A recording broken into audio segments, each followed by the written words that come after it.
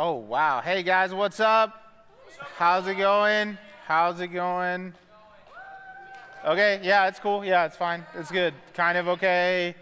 Kind of meh. Some of us are feeling all right. Some of us are hyped. The hype host moment today brought to you by Leo and Andrew. That was good, right? That was good. That was entertaining. That was a good time. The band, great job. We appreciate the band. Yeah. Yeah, you know, we're just practicing a spirit of gratitude. That's it, all right? We're just being grateful for what we've been given and who we have and the talents around here, right? Yeah. Okay, thank you. Speaker, no, just kidding. Don't, just kidding. So anyway, super grateful, love being up here, love talking to you guys. And today is our last of the Unstoppable Acts series. And then, all right, sad. We're gonna dip out of the book of Acts. And so for any of you guys who absolutely love the book of Acts, I'm really, really sorry that we're moving on. And then we're going to our very last series of the school year. Is that sad? Is that happy? I mean, some people are very happy about the school year ending, right? That's a good time. School year ending is a great time. We learn less, but we have more fun. And so that's a positive. It's a positive and also a negative because we also want to learn. But anyway, week 3, last week, Unstoppable Acts, today. I'm not going to be up here for very long, so I'm going to need you guys to track with me, and we're going to move pretty quick, okay? And then we're going to go to a little video time, and then we're going to go straight to small groups after the video is over, okay? Does this make sense?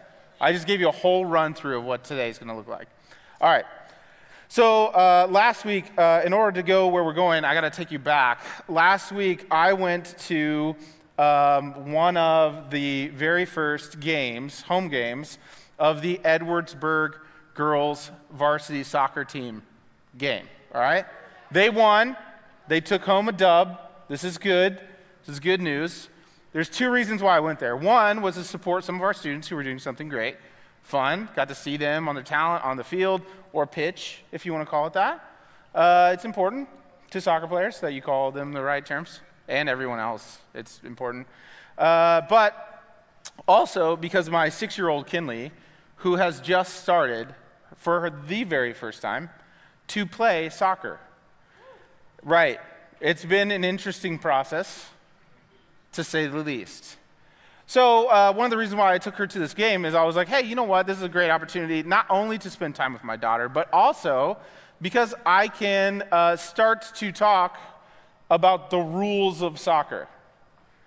Anytime that you're in a new thing or a thing, rules and directions are pretty important, right? And when you don't follow them, it starts to look a little wonky pretty quickly. So I knew, as a dad who knows some things about sports and how my daughter also doesn't really know anything until you teach her, I started to know that we were in a little bit of trouble when she was having a hard time figuring out whose team the goalies were on. They were wearing different colors, and so therefore they're on their own team in her mind. And then she couldn't really figure out, like, how are they on the same team but wear different colors? And then also, who's supposed to shoot at what goal because the colors are different. And so how do we know which way that they're going and which way that they should shoot the soccer ball? This was the beginning of our downfall of the week. So we get to Friday, and Friday is Kinley's, my daughter's, first ever soccer game. Now, let me start off by saying we demolished them. It was 8-1, okay? We crushed them. Right. There's a couple kids that are really, really good. Now, let me tell you about the one goal the other team scored against my daughter's team. I'm only going to be able to give you a visual. I have video, unfortunately, is not available, but I have video where the coach said, hey, really good soccer kid, kick it to that girl. That girl, being my daughter, she hasn't touched the ball the entire game, but now's the time. We're already up 6-0. Now's the time that she touches the ball. He throws her, he kicks the ball in from the side and kicks it straight to my daughter so that way she can touch the ball for the first time. Great, yay, Kinley, this is gonna be great. She immediately takes the ball and starts kicking in the wrong direction. And she's like, well, that's my teammate. I might as well kick it over to my teammate. I don't know what she was thinking, but head down, super, she is zoned in, not listening to, let me tell you this, any of the parents on the sideline saying, oh no, don't go that way. No, the wrong way, don't go that way. And she kicks the perfect kick, bottom to the right, hits this just the side of the pole and in. It is a perfect corner goal for the other team. For the other team, right? And there's plenty of people there who are like, oh no, it's okay. It was a great shot. You scored a goal. That's fantastic.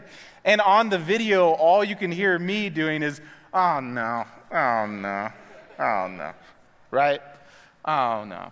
Directions and instructions are incredibly important. She just didn't really realize that she was going in the wrong direction until she was going in the wrong direction.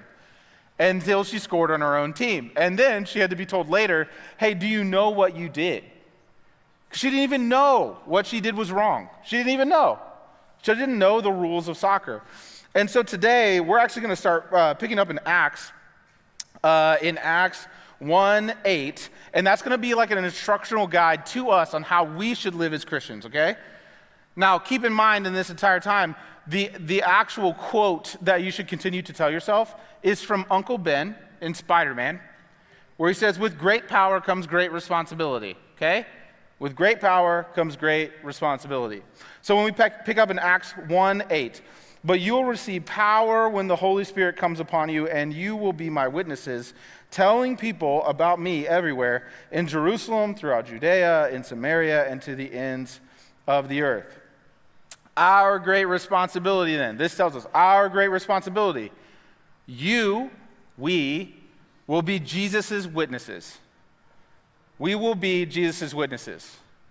So, Jesus came to die on the cross and give his message, right? To die for everyone's sins. This is pretty miraculous, right? This is amazing that he would do this act for us, all of us in this room.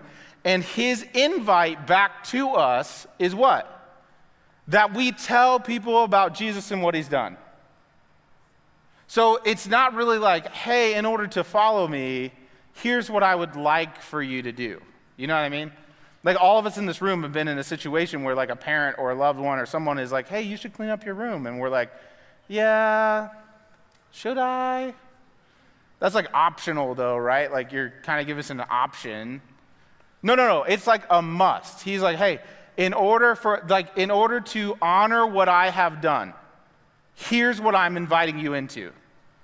So in order to be invited in, and in order to be a part of the thing, here's what you ought to do. Be the witnesses. And witnesses do what? They testify, right? Like if you look at court, when you call upon a witness to come in and testify, to tell the truth of what they know. Now, the court is kind of like crazy, right? That seems wild. But in order to testify, you do what? You just share your truth. Here is what I know personally to be true. In the simplest way that we could put it.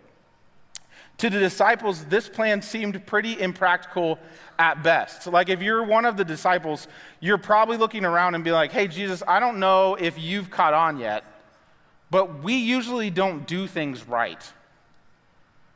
Like I don't know if you've caught on to like us, the disciples, and like how we go about things. Usually we watch you do something and it's pretty awesome.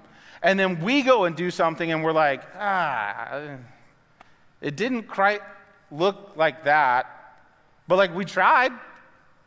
And so they're like, all right, maybe this isn't like the best option.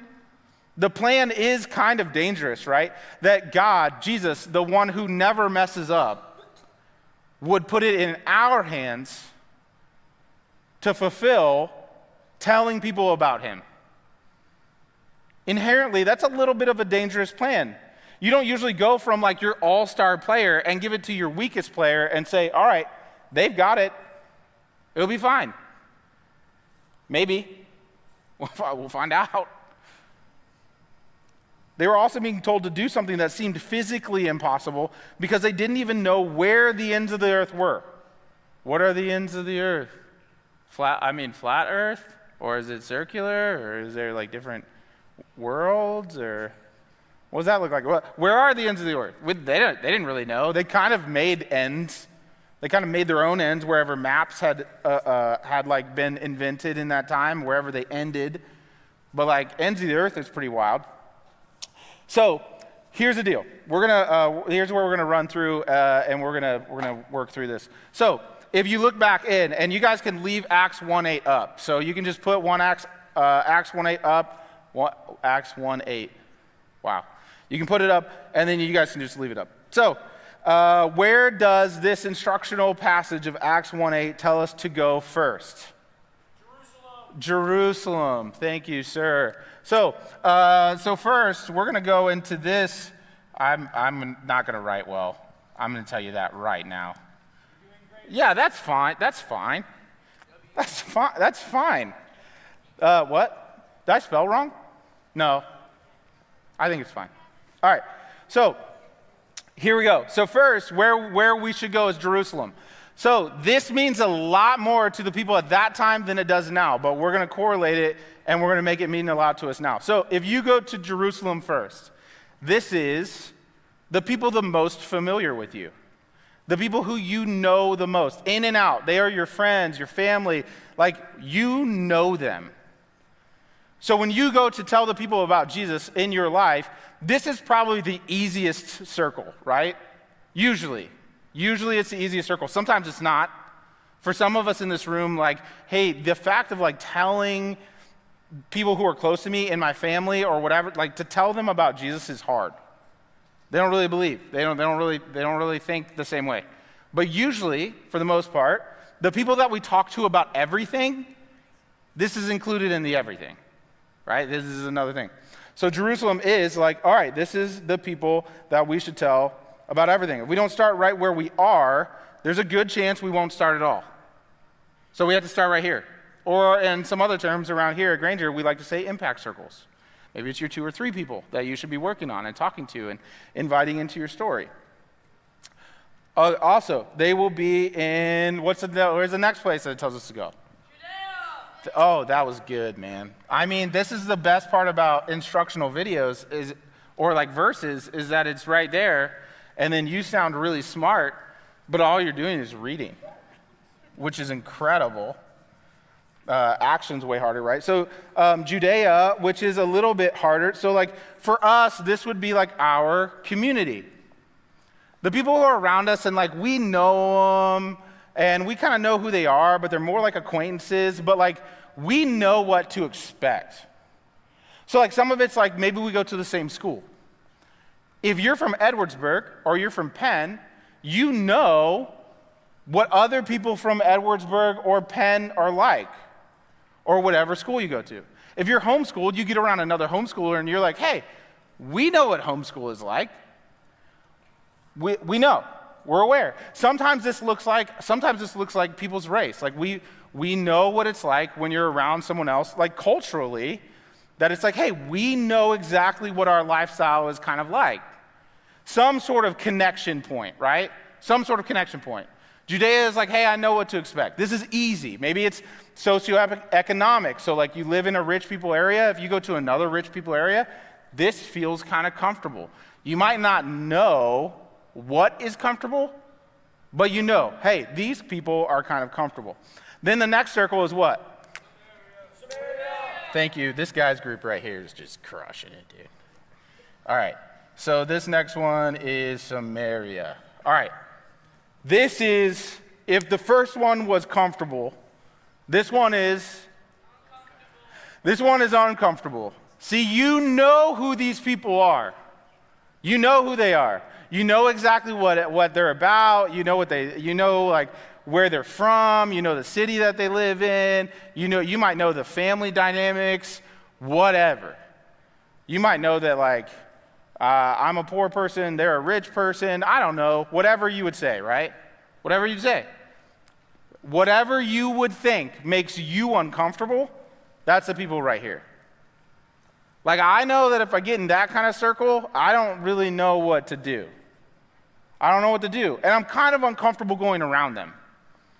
Some of us would say, like, this might be like a conversation of prejudice. Like, there's some people that you're just uncomfortable around. And that's Samaria. So when he's talking when they're talking in Acts 1:8, they're talking about specifically Samaritans who, do you know who makes Jewish people uncomfortable? Samaritans. They don't want to go there. So much so that like Samaritans live here and they go days travel out of their way to avoid these people. That's pretty steep, right? Like if you're going to avoid them that hardcore and like go way out of your way, I'm like go on a trip and get there as fast as possible kind of person. People are like, no way, dude. As long as I don't have to talk to them, life is good. That kind of uncomfortable.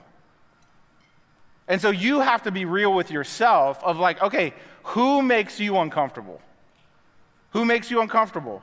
That you would avoid them in order to not even talk to them. But Acts 1:8 is like, hey, I'm not asking you to talk to them. I'm asking you to tell them about what Jesus is doing in your life. Oof, harder, right? That's even harder than just being like, hi. It's awkward. And then the last one, ends of the earth. To the ends of the earth, right? Which we don't even know or fathom. I can't even draw circles, but this is pretty all right, actually. I feel kind of good about it. Ends of earth, there, EOE. All right, so ends of the earth, that is where. So like, they're like, all right, listen, so we want the people closest to you to hear about what Jesus is doing in your life. We want the people who you are familiar with and comfortable with to hear about what Jesus is doing in your life and what he has done for you. And we want the people who you are uncomfortable with to know about this. And ends of the earth, which means what? Everybody else. Anybody else that you could possibly think of. See, here's what I love when Jesus is giving us instructional videos or instructional verses and things, right? Is he's like, okay, listen, not only am I going to be very specific, but I'm also going to leave it generalized. I don't know if any of you in this room are super good at coming up with reasons why you shouldn't do something. I'm fantastic at it. I grew up as a middle child, and I got so good at weaseling my way out of things, like trying to find loopholes. I could have been a lawyer. Like, honestly, like I was finding things all the time that I'd be like, whoa, Mom, listen, I can't clean my room, and here's why. You actually gave me a list yesterday of things that I needed to accomplish, and so like I'm just working through that list pretty comfortably at a nice pace. And I'm just not able to do that. I'm not able to get to that today. Like, I'm sorry, you're going to have to talk to my manager and figure that kind of out, right? Wild, right? So Jesus actually gives them. So in this letter to Acts and to all the starting apostles, and this is where the church is starting. He's like, hey, when you go talk to people, I'm going to give you specific people and what that's like, and then I'm going to give you a very action or anybody else. There's no other excuses that you could make as to why you would not go tell them about Jesus and what I have done for you and what I am doing in your life. No other shot. I got to make it a catch-all at the end. And so when we pick back up in Romans 10, here's what it says. But how can they call on him to save them unless they believe in him? And how can they believe in him if they have never heard about him? And how can they hear about him unless someone tells them? So here's what I want you to get out of today. You don't have to overcomplicate anything. People can tell you all the time, okay, listen, here's how you tell people about Jesus and what he's doing. Great. You can listen to as much things as you want to. The church in Acts was actually incredibly simple. It was so incredibly simple. Just go tell people about what Jesus is doing in your life and what he has done for you. What did he do? He died on the cross for you and your sins, for me and my sins. And guess what we do? We mess up. We're people. We mess up all the time. And he has still invited us into something new. Invited us into the beginning of a church and a movement, and what is like people who are running to places that God has never met or seen God before, and we are the people who get to bring it into that area, into that classroom, onto that sports team, into the middle of Africa, into the middle of the mountains in South America, right? Like, what a beautiful thing that we're now invited into and we get to be a part of. And like this is amazing, right? Like, this is amazing news that no matter like how much we're like, yeah, I don't know about me. I don't know about me. This is pretty dangerous for you to leave this in my hands. And Jesus is like, yeah, sure. Okay, but it's yours. I'm inviting you into this thing. Now go and tell the people what I have said, what I have done. So here's the thing. Tell your faith story.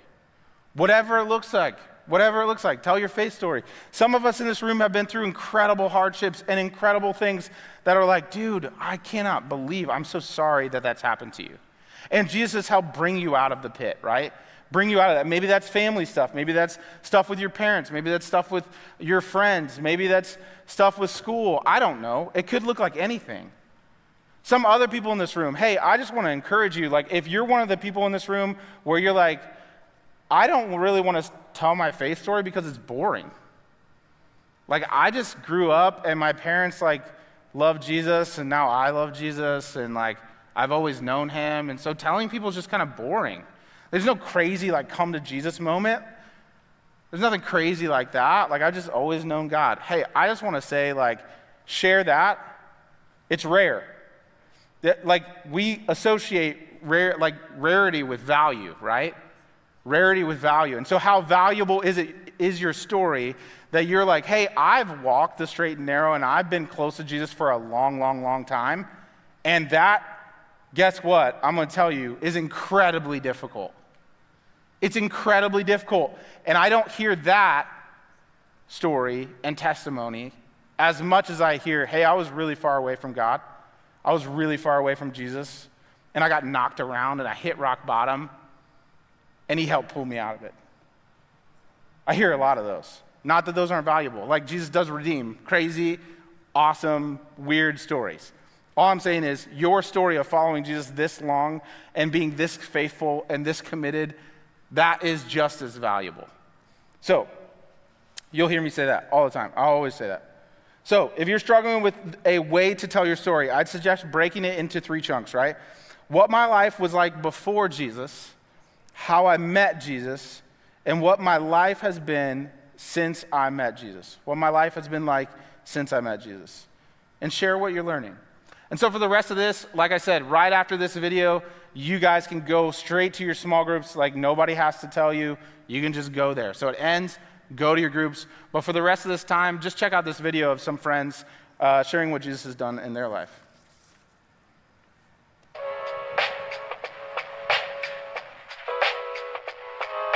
Life before meeting Jesus was almost like you're just chasing something and you never quite arrive. Life before Christ was very hectic. I felt like I really didn't, have, peace, consistent peace throughout my life. I always felt the desire for more. You see all these people in 6th and 7th grade trying to stay on trends and falling back on friends and just family support. But I always felt like I needed more. It was dark, empty. Everything I did, I'd have joy in the moment and I'd come home after it, or the moment would pass and I'm back to this, man, what am I supposed to do? I feel like life was just going through the motions, not having any sort of back for making mistakes. It was just, if I made a mistake, I didn't really care. I kind of went about my own life, did my own sort of thing, went through elementary school, went through middle school, and I had this idea that, oh yeah, Jesus is with me, God's with me, he's helping me out. But that was kind of it. He was kind of like in my back pocket all the time. When I was little, I had a lot of fears and anxieties of things about the future and things I couldn't change. And so I think they were kind of showing me their faith journey and like how I could use Christ to like influence my fears and like kind of provide like a peace and a stability amidst my fears and anxieties. My life before Jesus, I struggled a lot with anxiety and fear and understanding my identity. I also put all of my security in myself. I struggled with perfectionism. So before meeting Jesus, I was very like self-centered, but also insecure, which was a very bad combination. And that kind of led me to feel very unwanted and unchosen.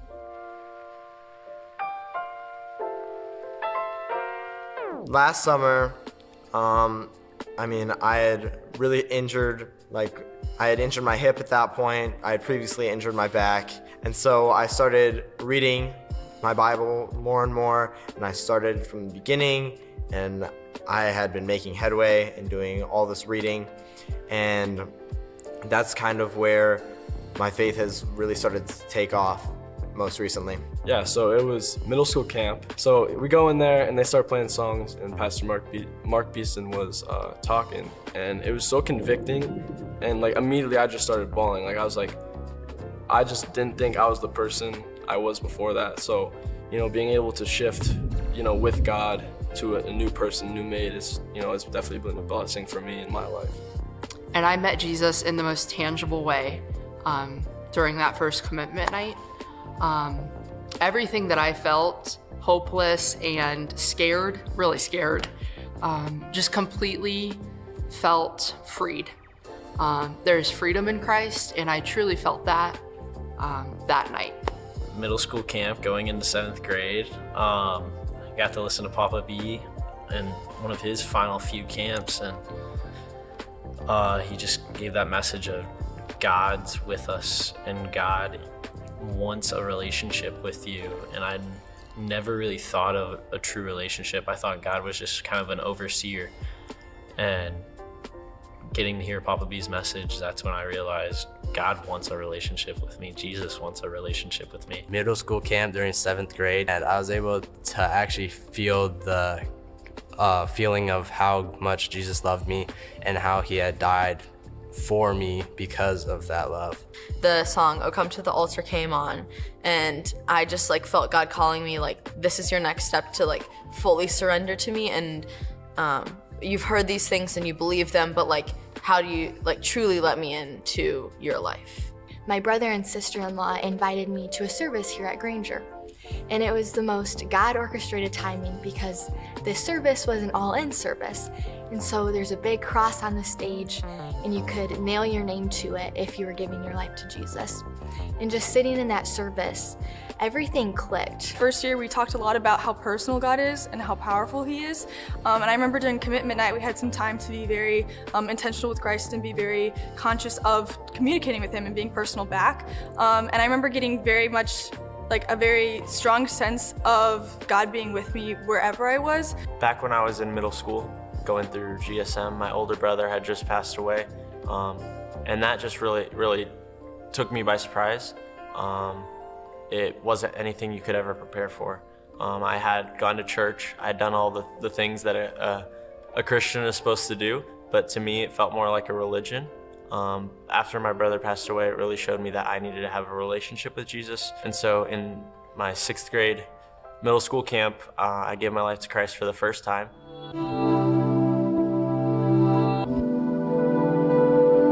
I don't think I would feel this kind of joy without God in my life. I wouldn't be smiling here at the church every week, hanging out with middle schoolers and high schoolers, just enjoying my time around all my peers without God having a relationship with me. I lost my dad sophomore year, and after that, I just really then had to make a choice. I didn't know what was next, and it was honestly another one of those times where I was scared. I felt fear, but I did know that there is a King of Kings, a Lord of Lords, and he is sovereign over all of our lives. And our identity is strictly free in him. Ever since I started following Jesus in a relationship and not just as a religion, I feel like I have a friend that I can count on, someone that's always there for me, someone that is able to just show me the right way to live when other people can't help me with that, or I just feel like they're not understanding exactly how I'm going through, because Jesus always knows. Life after it's been a blessing, really. I'm able to recognize like what my purpose is. I've been able to recognize like how God has made me, and then what I can do to serve the community and serve my friend.